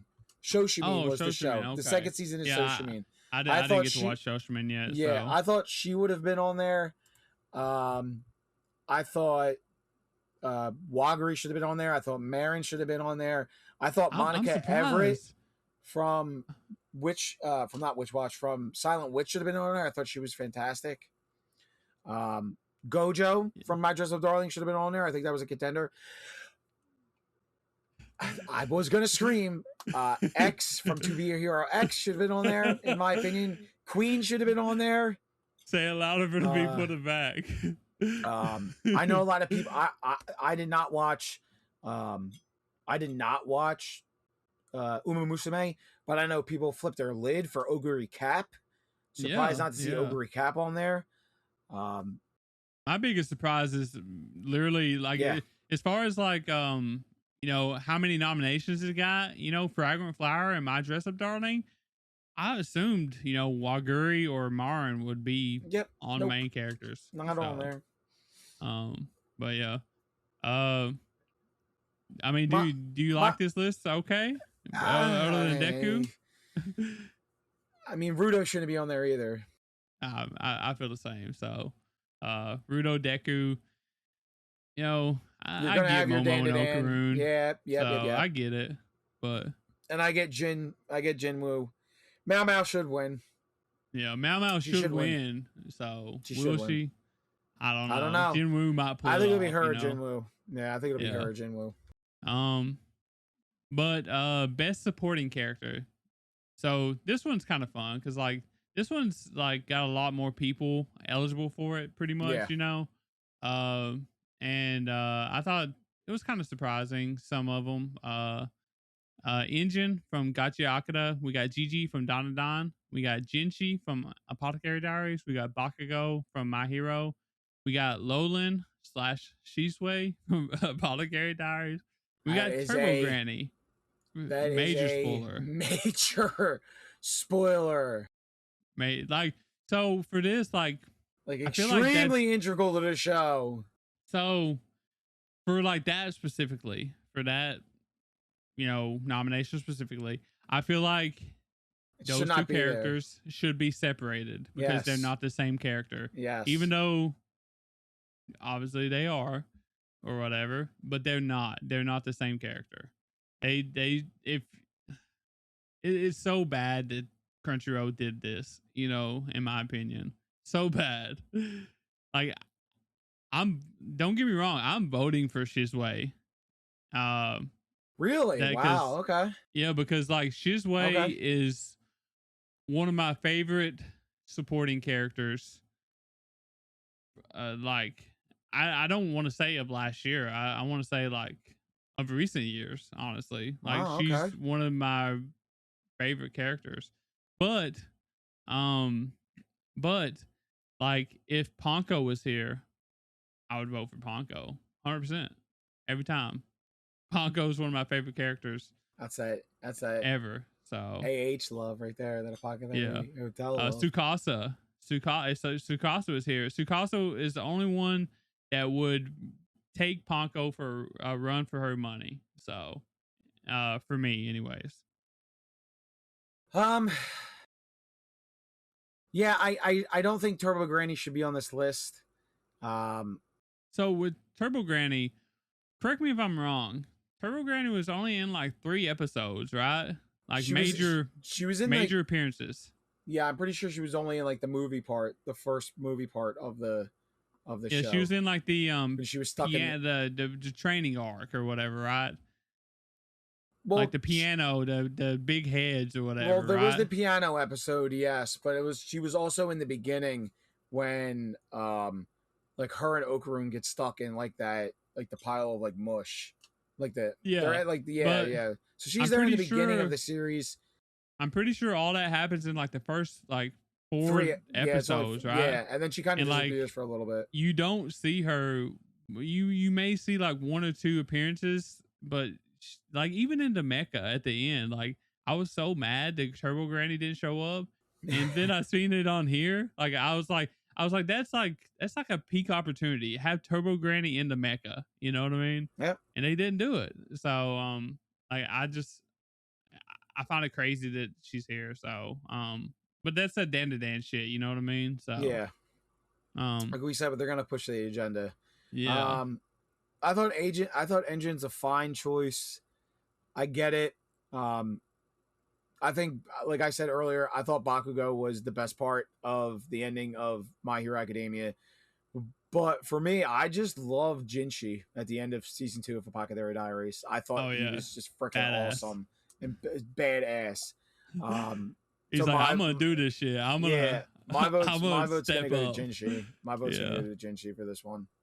Yeah, I almost picked Jinshi, but like I said, I just love Shisui so much, man. Like her Mao Mao and Gossip Girl Xiaolin, like it's probably one of my favorite trios ever. So, but I definitely don't like the Crunchyroll I got a put hot them take together. about Apothecary So, Diaries season 2, but I won't say it on here because it is a major spoiler. So I'll just oh keep okay, it. I'll okay. just keep I it was to gonna us say I ain't scared after of the hard episode. I was gonna say I ain't scared of hot takes, but if Major it's spoiler. huge, yeah, probably shouldn't. But yeah, that's the only thing I disagree with that one. Well, I mean, major disagree was like Turbo Granny and Lolan and Shisui should have been different characters. They're not the same, you Yeah. know. It's not the same. So, uh, but best anime songs. I know you wanted to talk about this. We have In Bloom. I don't know why this category exists. So I don't know why. one thing I bitch about every year is this category. And it's because you have best anime songs. Then why is best OP and ED a thing? If Exactly. you have if you're gonna allow OP and EDs to be nominated for this category, then why do they have their own category? This category should not exist. Yeah, Best we had OP this and ED should exist. So I feel like this category should exist, but it should be restricted to non OP and EDs. Exactly. Yep. So it should be like only insert songs. For example, 2024, the year of Frieren, the year of Apothecary Diaries, probably many more shows or whatever. A lot of really good, music from the soundtrack, soundtracks. But you know what wasn't on best anime songs that year? OST songs. It was all OP and EDs. Just like this year. All these songs are OP and EDs once again. So just like last year, just like next year. And I don't get why Crunchyroll keeps allowing this, honestly. But So for me personally, I think best anime song should involve only insert songs in anime, like original songs in different anime. They're not going to have OSTs in there, because that's going to fall into the best score category. yeah. And it's just never going to happen. Like Zoltrek for Freerun, the song Zoltrek is iconic at this point, in my opinion, but it's never going to be best anime song. I think it's ridiculous to have an opening and an ending category and then take a couple of those songs from each and put it into their own category of best song. How are we like are we taking like the art and animation and everything into account when it comes to opening and endings? So because that's what I do personally. When I choose what I think the best openings and endings are each season, I take in the song and I take in the account whether the visuals are good or not. So for this awards, for this specifically this awards, I think this is what they're trying to do with this. Like I don't agree with it, but like I think when they say best anime songs, I think that they mean literally what is the best anime song. Like don't take into account anything else. What is the best song? Oh, I know. But the OP and ED categories, they got them listed as best opening sequence and best ending sequence, which leads me to believe that they want you to. So this is another problem I have. So they want you to take into account, for best opening sequence, they want you to take into account, the animation, the art style, does it fit? They want you to take in all these different things and score it based on that. Not just a song. It's not best OP, it's best OP sequence. But how many judges and how many fans voting do you think actually does that? Probably Probably none. not many. Yeah, Probably not a lot. What do you think they do? They probably pick the best song, right? Mm-hmm. Yeah. And so that's where the flaw is, because Crunchyroll allows it to happen like this. And so that's why I was saying, like, when you got like best anime song, like, and you have the best OP and ED category as well, I feel like best anime song should be limited to best OST songs pretty much. Like that way you can like highlight some of the like better parts of like OSTs throughout the year or whatever. Now, I also agree with you though, because I feel like that, it should be there for OP and EDs too or whatever, but you shouldn't have it shouldn't, like, all three of those categories shouldn't exist. So, is what I'm trying to say. Like either they should condense it or make it more specific. You know what I mean? Yes, 100% So, agree. But yeah, we got. So I never did get. I don't guess it matters, but we got In Bloom from Apothecary Diaries. I'm pretty sure that's the OP. Yeah. Iris Out from Chainsaw Man Reze. Pretty sure that's the OP. We got Jane Doe, Chainsaw Man Reze. I'm pretty sure that's the ending. On the Way, Don to Don Season 2. That's the OP. We Reawaker Solo Leveling Season 2. Pretty sure that's the OP as well.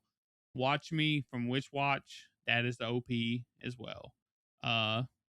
So what do you think? I think these songs should not be on there. In all honesty, Yeah. I'll be honest. Out of like if I'm picking like song only, I'm probably gonna pick Apothecary Diaries one. Yeah. If I was picking like best sequence or whatever, like best OP in general, like best song, like best whole thing, animation, all that, I'd probably pick Watch Me. I think Watch Me is like a really solid all together opening, in my opinion. But just the song by itself, I think I really like In Bloom from Apothecary Diaries more. So what about you? I'm just gonna pick Apothecary Diaries just out of Apothecary Diaries is out of spite. GOAT. Yeah. And because I love the show. So yeah. I know you want to talk about it, so I didn't know if you had anything else to say or not. Are we gonna talk about openings and endings?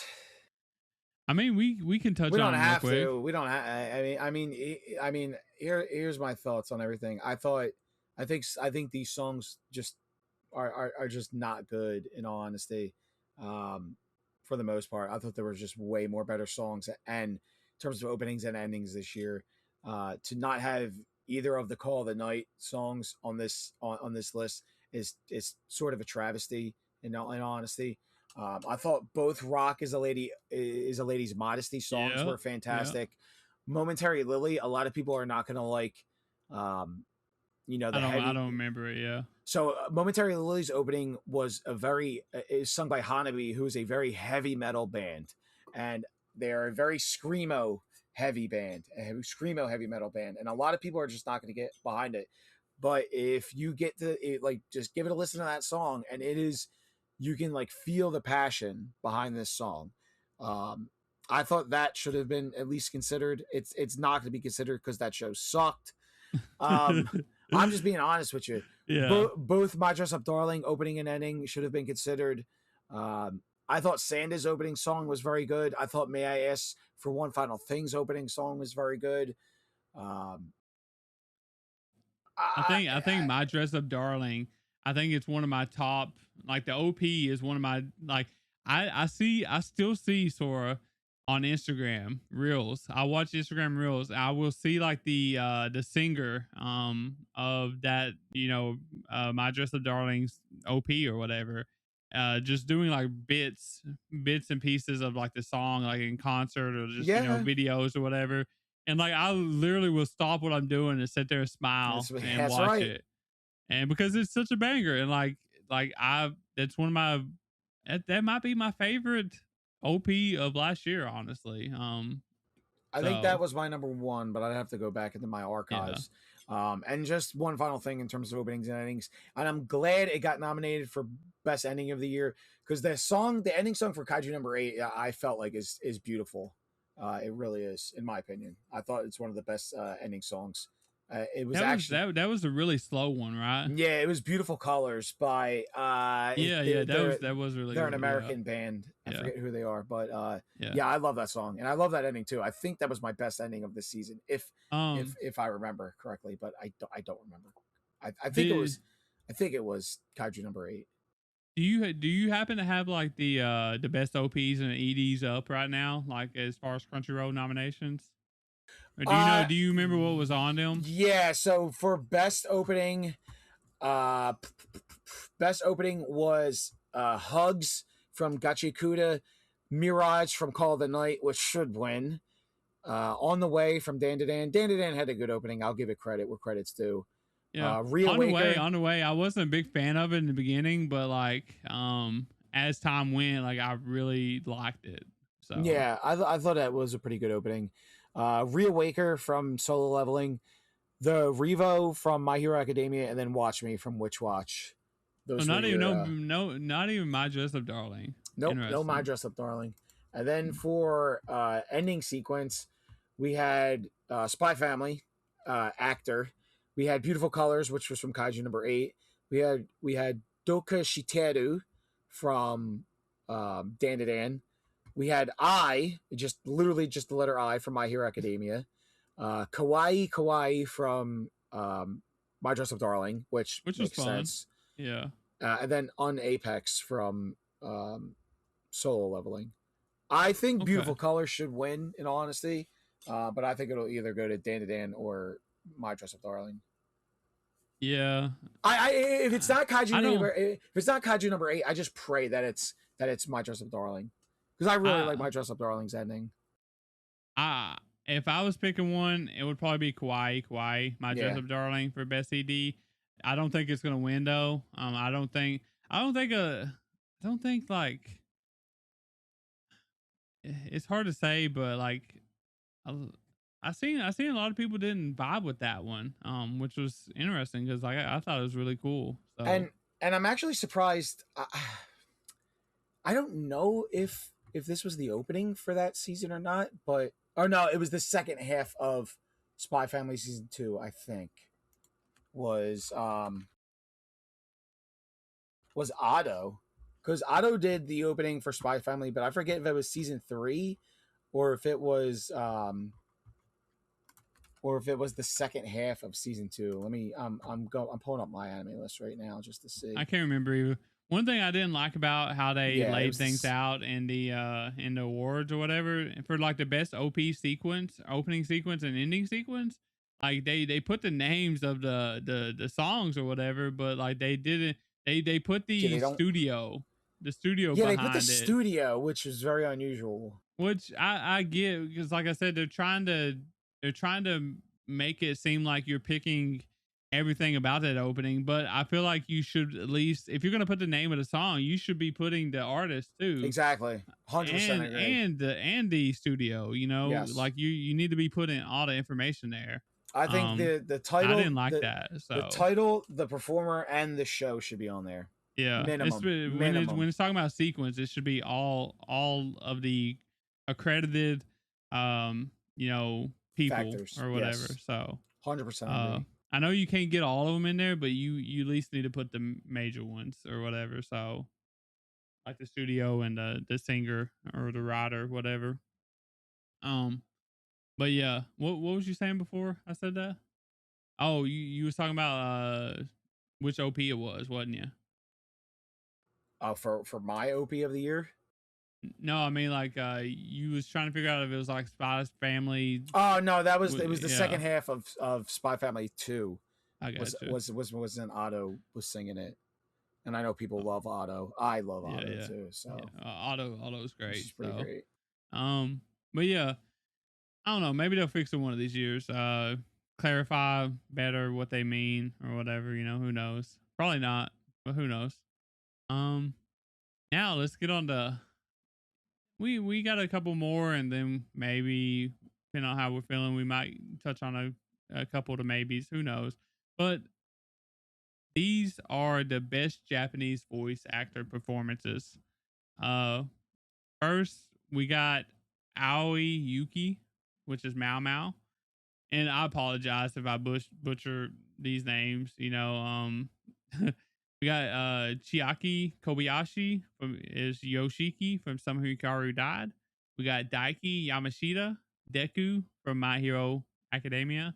We got Kikinosuke Toya Denji from Chainsaw Man Reze. We got Mayumi Tanaka Luffy from One Piece. We got Reina Ueda Reze from Chainsaw Man Reze. And so I want to start this off by saying that everybody knows that I'm a huge One Piece fan. You can probably tell if you're looking at the video, a huge One Piece fan. Um, I love Luffy. I love Mayumi Tanaka. She's a sweetheart. She's such a great person. But I truly don't know why she's on here for best Japanese voice acting performance, because like there wasn't any moments that really stood out like that. Like it's the usual One Piece stuff, but I didn't really see any moments that really stood out. Unless you're factoring in like her switching to the Turbo Granny voice, when after Gear 5 or whatever, I don't really know other than that. Especially since, this category is missing one person that I'm a huge fan of, and I feel like she done a really good job. And at least I know this is about performances, not overall. Um, but I just want to bring up Sayori Hayami and Demon Slayer. Uh, Really good performance in my opinion. A performance that I think should be here. Um, so what do you think, I Sora? exhale because I 100% agree. She got shafted. Like her performance in Demon Slayer was one It of was the phenomenal. best parts of Demon Slayer. Yep. 100% The agree. Infinity Castle, and she, like, I know she killed in a lot of different roles last year, and this ain't about like a majority of the roles. It's about one single performance, but still she had that performance, and I think this category is one of those categories where like a majority of the judges, they're just like, I don't know who to pick, so I'm just gonna pick some random main character. Mm-hmm. So, and that's what we got. So that's why we got Luffy in here. Like I said, I'm a huge Luffy fan. I'm a huge One Piece fan. I don't know why Luffy's here. So I love her to death, but I don't know why.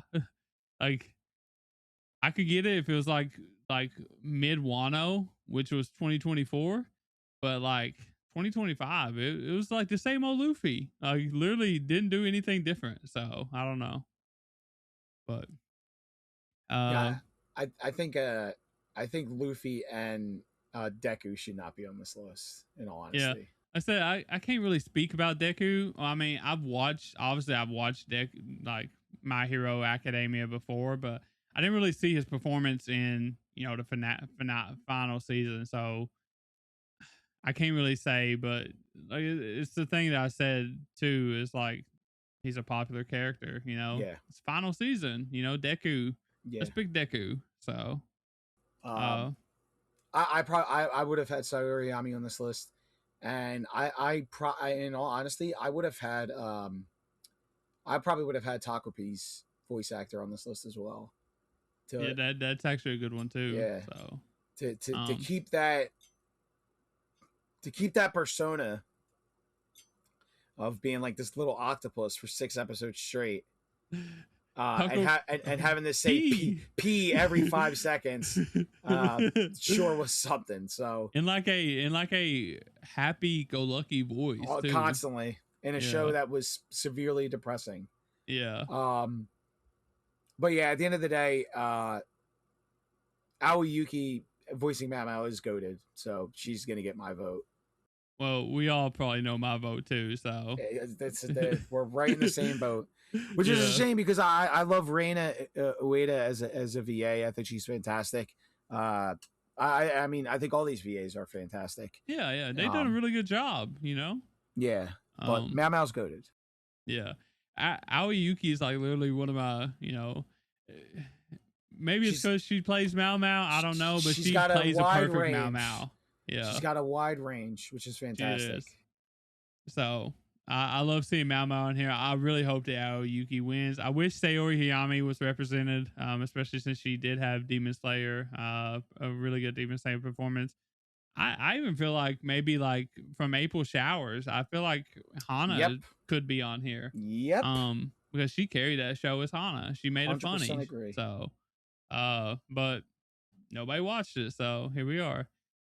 Okay, so for best English voice actor performance, this one I don't know if Sora partakes in like a lot of I can't touch on it. English. Yeah. I was gonna say I don't really know like I But if I because had to pick, I'm picking Emmy Lowe because she voices Mao Mao. so I yeah. True. So I'll give out the nomination. We got Alexis Tipton from Reze, Chainsaw Man Reze. We got Emmy Lowe, Mao Mao, Apothecary Diaries. We got Justin Briner from Deku, My Hero Academia. We got Lucian Dodge, Akaza from Demon Slayer. We got Morgan Berry from Shiori. Shiori from Sanda. We got Paul Castro Jr., which is Hikaru from Summer Hikaru Died. I've I watched dubbed of Sanda. I thought Shiori was pretty good, you know. I, I I can't say if she should be here or not, but like I thought that they done a pretty good job. I did watch the Demon Slayer dub. Akaza was okay. Um, didn't watch the My Hero dub. I watched the Mao Mao dub or Mao Mao dub, Apothecary Diaries dub. Even though it was It's the goaded. Mao Mao dub at this point. The Yeah, show's Mao called Mao Mao dub. Mao. Emmy Lowe's actually. I'm going to a convention in Chicago, Anime Central. Emmy Lowe's going Okay. to be there. So and also the Apothecary Diaries mangaka is going to be there too. So I'm bringing my Ooh. Apothecary Diaries Yes. manga light novel and gonna see what I can get. You know what I Love mean? that. So but yeah, and that's one of the reasons why I actually went. So I was gonna hold off and wait to go to like Fan Expo or something, you know. And I was like, Apothecary Diaries creator and Emmy Lowe is gonna be here at Aston. I'm going. Sign up. But yeah, then we got Alexis Tipton, which I did watch Chainsaw Man and dub too. I thought they done pretty good. But my one major issue is where's Dino Robinson at, which is Jabber from Gachi Akata, which is literally the reason. Like, I feel like he stole the show in the dubbed. Um, like I wasn't feeling it, and then I was watching Gachi Akata dubbed. I wasn't feeling it, and Jabber came on, and it was so much better. Like he just brought an energy, like a vibe to the show, and I feel like he actually made it like where one of my top, you know, voice actors. Honestly, it's crazy. Surprised to see him not on here. So especially since you know he got so much love on social media and stuff. So, but do you have any thoughts about this other than Emmy Lowe, Mao Mao? I can't really speak on it. Yeah, saying I'm not a huge dub I'm not a watcher, dub so watcher. I don't watch yeah, dub. But I watch don't I knock pick on it one though. I every don't now knock and on it. then. So yeah, I pick one every now and then, but most of my 90% of my anime is in you know Japanese. So uh one last one that I want to touch on, unless you want to talk about any of the other ones. I think there's like one, Probably two, not. three, four, five or six more. I want to talk about must protect at all costs real quick, because I think it's funny. I really do. I think it's funny that Freeman was on there last year. Literally one of the strongest. Like I want to know like what what is how are people picking these things? Because how do you pick Furin for must protect at all costs? You know what I mean? Last year, how do you pick Deku this year, I have no right? idea. So, but yeah, we got Anya, we got Deku, we got Rigori, we got Mao Mao, we got Suika, and we got Takabi. So, but I see Deku, I was like, man, who's picking this shit? Yeah, And you know, it's not Deku's- just one person. It's not just one person, Sora. It's multiple people picking this to nominate it. Yeah, So, I hate to say it, but I don't think Mao Mao should be on this list either. In all honesty, I mean, that's what the show is about. She don't need to be protected. exactly. She refuses protection. She don't need no man. Like, but Deku should not be know. on this list either. I don't know. I feel like this category is always funny to me because like it's always one stupid selection, at least one major stupid selection. The Mao Mao one, like I don't think that's stupid. You could see it, but the Deku one is stupid.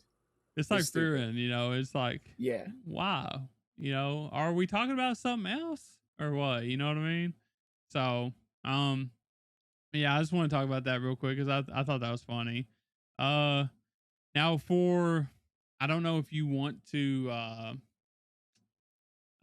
talk about your one thing or you just want to, you know. Well, let me talk about must protect character at all costs real quick. This is actually a tough category for me personally, just to pick one, because I think Anya, Suika, Karuko, and Takabi are actually pretty good choices for this list. It is, yeah. But considering Anya's always here. Anya's always there. Yeah. You can't hate that child. But considering how things went with Dr. Stone, I'd probably pick Suika. Yeah. For this. But yeah. I'm not familiar, but I've seen things, you know. So yeah. I'd probably it'd be between Anya and Takabi for me, just because, you know, maybe Waguri, I don't know, you know. We gotta protect Waguri too. So we do. Yeah. It is tough. My thing. The fact that To Be a Hero X got shafted so hard on these awards is a travesty. It really is. And I know that Chinese anime it gets looked down upon tremendously. It's not true anime. It's not true anime. Anime is from Japan. But I don't understand though. Isn't Solo Leveling based off a Korean? Whatever. So whatever. You know, my thoughts on this, Sora. I don't want to get too much more heated into it, but yeah. Well, the thing that I don't understand, Sora, is that I feel like Crunchyroll is the host of these awards, right? If Crunchyroll is a host of these awards and you're hosting To Be Hero X on your streaming platform, then it should be included in your awards. You know, same way with Link Click. Link Click, the same way. Yeah, they shifted Link Click too, and I think, and I don't know. It's just speculation. I don't know. I cannot confirm. Like, obviously, I'm not big wig. I can't confirm things. Yeah. I don't know if they just want to work with the Japanese company and just want to deal with Japanese publishers and directors and producers and all that stuff and don't want to dive into the Korean aspect of things. That could be a possibility as to why there's not a lot of Korean shows that get, you know, recognition in these awards. I don't know though. But could that be a reason? You never know. I just think it's silly that, like, this is the hill that they stand on. You know what I mean? Like, we're not going to allow this, but, you know, we're going to allow all these other miscommunications and confusions and, you know, Don and, you know, romance category and like, we're gonna allow all this shit, but like we're not gonna allow one of the better like anime of 2025 to be nominated in several categories that it should be there because it's simply not animated by a Japanese studio, and that's insane to me. That's insane to me that's where they want to draw the line at. If that's the reason, yeah. If that's, well, I mean, there's got to be some kind of stupid reason, yes. You know. Yes. Because it's literally on their platform, you know what I mean? Like, That's what I don't understand. Like, it's on your platform to watch. Link Click is too, and yet it can't get nominated. So that's kind of crazy to me. So, um, but yeah, I don't know if you have anything else to say about that, but like, it's something I get mad. It's something I get frustrated with every year. Dad and uh I just get frustrated with the Crunchyroll Awards, but I think it's usually a fun time going through it and Yeah, talking about it and picking what could have been there, what should have been there, who we got winning and all this stuff, who we think's gonna win. It's fun to I guess jab at them. You know what I mean? So everybody thinks that from what you're on social media just as much as I am. You're in as many you're as much a part of like Discord communications and stuff in other communities as I am too. And I feel like the Crunchyroll Awards are looked down upon and very much a laughing stock uh in recent years. 100% So, agree. and it's getting worse. I think the smaller creators awards are better. I think the Reddit awards are better. I think the anime corner and the anime trending awards are Uh, better. I was And I gonna think say, what about the anime trending where Uma Musume won all of them? that's fine with me. at There's least, at definitely a least it's bias there, but at least it was so. different. So that's my whole thing. At least it was interesting. At least it was interesting. Yep. Are these awards interesting, Sora? Absolutely not. And so that's why I always tell people. Support your local creators. Exactly. Support people like Sora. Support people like us. Support people like Pete over What Do You Say Anime, like Reddit. Even Reddit's a little bit bigger, but yeah, I still say they're smaller than Crunchyroll. They're usually more interesting than Crunchyroll. So go support your local creators. See what they got to say. Usually 99% of the time their awards are better and more interesting. So go check them out.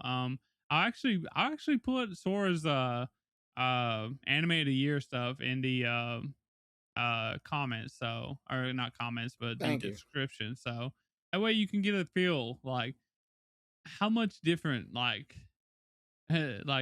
people who watch anime and not just a popularity contest is, so um but with that being said, I think that's going to be it for the Crunchyroll Awards. Like I said, we didn't talk about like 5 or 6 different categories, but it is what it is. They're We don't kind need of to talk about all irrelevant. of them. So yeah, we got a lot of it. Like, it's all the same. It's literally the same shit. So Don to Don, all that good Yeah. stuff. So um, but with that being said, I want to thank Sora for coming over here talking about Crunchyroll with me. Hopefully, I can get you back on sometime soon in the future. Doing who knows what. We'll figure something out, I'm sure. Um, thank everyone for listening. And before we go, I just want to give Sora one last chance to uh, tell people who he is and where to find him at and all that stuff, and then we'll hit the road. All right. Well, thanks, Tyler. I appreciate it again, man. I had a lot of fun doing this. Uh, a lot of my episodes are pretty nitty gritty, right to the point. They're not that long, about 30 minutes to an hour. We spent a decent amount of time talking about this stuff, and it's nice to talk because I run solo on my episode, so it's nice to talk to someone and It's nice to have conversations with I'll give someone. it to you. I don't know how solo people do it. I do a solo episode every once in a while, and I'm just like, I don't know, man. It Like, I it don't know how people do this shit. it's kind of tough. It's kind of Yeah, tough. I'm not gonna lie, but yeah. I do find a lot of love and passion in what I do, and I do it just because I want to voice my opinions out there and get my stuff out there. So again, thank you for bringing me on. I greatly appreciate it. To those who are listening, thank you for listening to this episode. We greatly appreciate it. Um, Again, my name is Nick from the Waifus and Weeaboos podcast. Find me all over Spotify, Apple Podcasts. Follow me on Twitter. It's actually the Waifus and then the letter N Weeaboos on Twitter. Um, if you're going to any conventions this year, keep an eye out for me. I'm trying to do a couple panels at some cons this year. especially if you're on the East Coast. I will be at Otakon this year, no matter what. So even if you're seeing me now, like you could see me, come up, say hi. I'm sure I'll have some sort of stickers. I have Waifus and Weeaboos stickers, so come get a sticker and put it on whatever. Don't yeah. be shy. Sora's a cool dude. Don't be shy. I'm very he personable. Likes to talk. Yeah, I love to talk. Yeah. So again, I follow the socials, follow everything you can. It's free. Join the Discord. It's free.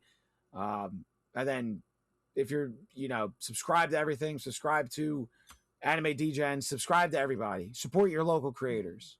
Exactly. Well said. Well said. Like I said, I'll put the links in the description where you can find him easily. Make sure you go give him a follow and all that stuff. Cause you're missing out if you don't. Really, really, fun times over there. So I listen to, probably 95% of, his stuff. Usually before anybody else hears it, honestly. But he watches really the Twitch stream. That's why. Join the Twitch stream. It's free to make a Twitch account too. Yeah. But yeah, with that being said, thanks everyone. We are out of here. We gave y'all a lot of content. We will see you next week. Peace.